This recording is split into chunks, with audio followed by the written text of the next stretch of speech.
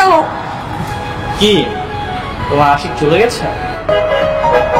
এই তুমি এটা কেন করলা? হ্যাঁ কেন করেছি? কারণ আমি তোমাকে অনেক ভালোবাসি, আর আমি চাই তুমি সবসময় আমার সাথে থাকো। আমি এটা চাই না কোনো থার্ড পার্সনের সাথে যে তুমি প্রেম করো। এই তুমি চাও না আমি তোমাকে পছন্দ করি না? পছন্দ করানোর তাতে কি হয়েছে? তবুও আমি তোমাকে আমার বউ বানাবো। আমার কি মাথা খারাপ হয়েছে নাকি তো যে তোমাকে বিয়ে করবো? না না, তোমার তো মাথা খারাপ না, তুমি সুস্থ অবস্থায় আমার বউ হবে, আর আমি তোমাকে আমার বউ বানাবো। শোনো, আমাকে বিয়ে করা এত সস্তা না, বুঝছো? আমাকে বিয়ে করতে হলে অনেক টাকা লাগবে। টাকা টাকা পয়সা অবশ্য আমার নেই, তবে তুমি আমার বউ হবে সেটা মনে রাখো। এতদিন যেভাবে চেষ্টা করেছি সেভাবে চেষ্টা করে যাও। অযথা বাইরের পোলাপানকে ভয় করে লাভ নেই। কেমনটা লাগে বাবা তুমি বলো? এত কষ্ট করে সবকিছু ম্যানেজ করে ছেলেটাকে পটাইলাম, আর সে সময় এসে একটা ছেলে ঝামেলা করে দিল। ধৈর্য ধরে চেষ্টা করে যেতে হবে, বিয়েটা হলেই তো কাজ শেষ। বিয়ে করার আগে আমি চাচ্ছি ওই মিস্ত্রিটাকে একটা শাস্তি দিতে। ওর খবর করে ছাড়বো আমি। কি করতে চাচ্ছিস তুই? এক কাজ করি, কালকে ওর গ্যারেজে গিয়ে ওর মালিককে বিচার দিয়ে আসি, তারপর মালিকই যা করার করবে। আজকে কি গাড়ি ভাড়া করতে আসছেন? না, গাড়ি ভাড়া লাগবে না, আপনার মালিককে লাগবে। আপনার মালিক কোথায়? যা কর আমারই কর। কেন আপনাকে কেন বলবো? আপনার মালিককে বলবো যা বলার। আপনার মালিককে ডাকে। আমার বাবা নেই, আমার মা, আর আমি যাকে বলবো মা তাকে বলবো মেনে নেবে। শোনো, বিয়ের পর আমি তো একা হয়ে যাবো, তাই না? আমার সাথে কিন্তু আমার বাবার দায়িত্ব তোমাকে নিতে হবে। হ্যাঁ অবশ্যই নিব। আমার কি টাকা পয়সা কোনো অভাব আছে নাকি? তোমার বাবা আমাদের সঙ্গে থাকবে। তুমি না অনেক ভালো। আমি সবসময় যেতাম এরকম একটা ছেলে যেন আমার জীবনে আসা। হ্যাঁ, এবং সবসময় থাকবে। আচ্ছা আমি তোর কাছে চলে যাই, হ্যাঁ? তুমি বাসায় কথা বললো। সে বড় ঘরের মেয়ে একদমই না। তোমাকে সব সত্যিই বলছে, আর সত্যি জেনেই আমি ওকে পছন্দ করেছি। আর আপনি এগুলো জিজ্ঞেস করার কে? কারণ আমি ওকে ভালোবাসি। ও আচ্ছা, এই ব্যাপার।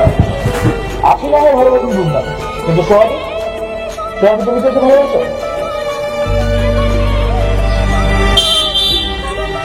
ও আমাকে ভালোবাসে না, তাতে কি হয়েছে? আমি তোকে অনেক ভালোবাসি। দেখেন ভাই, এইসবে কিচ্ছু হবে না। ও যাকে পছন্দ করে সে হবে ওর স্বামী। করা যায়, তুমি আর আমি মিলে কালকে কোন একটা কাজী অফিসে গিয়ে বিয়ে করে ফেলি, কি বল? পরে মা আসবে, ধুমধাম করে বিয়ে করবো। হ্যাঁ, এটা করা যায়। আচ্ছা, তাহলে কালকে তুমি আর আমি উত্তরার কোন একটা কাজী অফিসে গিয়ে বিয়ে করবো, ঠিক আছে? আচ্ছা ঠিক আছে। চলো।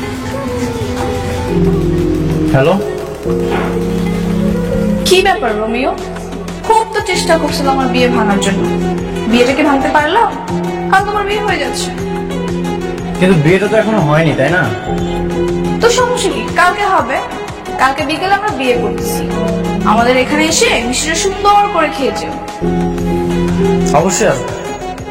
সত্যিই আসবা?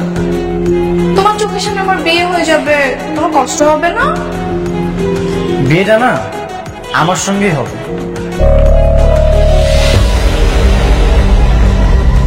এই বিয়ে হবে না। কেন? তুমি এখানে কেন আসছো? এখানে আসছে তোমার চোখ খুলে। মানে? যে ফাইনকে তুমি বিয়ে করতেছো সে আসলে কে তুমি জানো? কি বলতেছো তুমি? ফাইনটা কোনো বড় লোকের ছিল, সে আমার মতো একটা গরিব করেছে, আর এতদিন যা কিছু করেছে সবকিছু আমার কথা জানছে। শোন, তো একটা কাজ করতে হবে। ঠিক আছে, একটা মায়ের লাগে প্রেম করতে হবে। ফাহিম, ও কি সত্যি কথা বলতেছে? হ্যাঁ সত্যি।